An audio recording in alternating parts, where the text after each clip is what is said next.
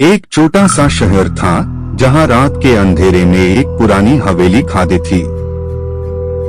लोग कहते थे कि हवेली में कुछ अजीब होने लगा है।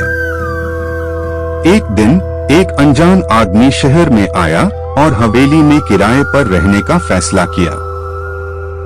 उस रात हवेली में आवाजें गूंजने लगी और कुछ अनहोनी चीजें दिखाई देने लगी। आदमी ने अंधेरे में एक भटकती आत्मा देखी जो कह रही थी, मुझे मुक्ति चाहिए। वो आदमी जान गया कि हवेली में कुछ पुराना राज छुपा हुआ है। उसने शुरू किया हवेली के इतिहास का पता लगाना और खोज में एक पुराने डायरी का पता लगाया। डायरी में लिखा था कि हवेली में एक समय किसी ने एक मासूम लड़की को जिंदा जला दिया था और उसकी आत्मा अब तक भटक रही है। आदमी ने फैसला किया कि वो लड़की की आत्मा को शांति मिलेगी। उसने शहर के पंडित को बुलाया और शुद्धिकरण के लिए प्रयास शुरू किया।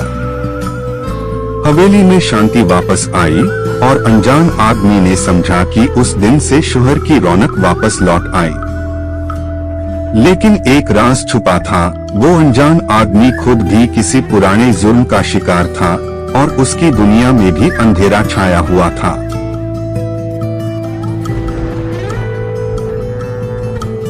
अनजान आदमी ने खुद को हवेली से बाहर निकलते हाय महसूस किया कि कुछ अलग हो गया है।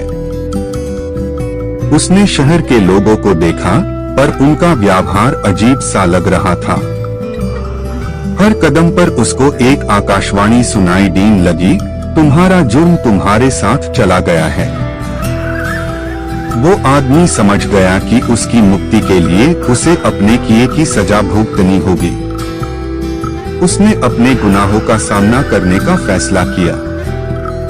शहर के लोग उसके विचार को सुनते ही निमंत्रण देते हैं और एक प्राचीन मंदिर में वो अपने पापों का प्रायश्चित करने के लिए प्रस्थान करता है। जब वो मंदिर में पहुंचा तब एक रहस्यमय बाबा मिला। बाबा ने उसे एक विशेष मंत्र दिया और कहा, तुम अपने भूतात्मा से मुक्ति पा सकते हो, लेकिन तुम्हें सच्चाई और सुधारने का संकल्प रखना होगा।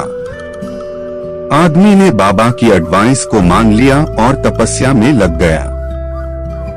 दिनों बीतने के बाद एक दिव्या रोशनी उसके अंदर चमकने लगी और वो अपने पापों से मुक्त हो गया। शहर में शांति का वातावरण बना और लोग उस आदमी को एक नए दृष्टिकोण के प्रतिनिधि के रूप में समझने लगे।